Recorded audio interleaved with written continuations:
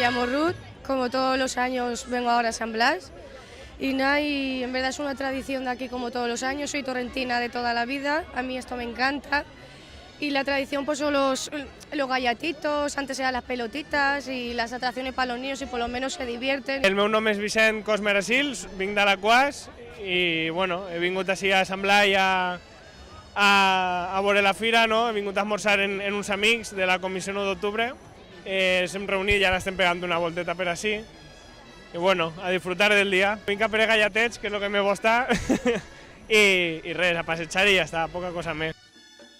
Me llamo Fulgencio Torres, soy vecino de aquí de Torrent desde hace más de 25 años y es un día muy tradicional para salir con la familia y encontrarte con los amigos y, en fin, y compartir un poco pueblo, como se suele decir.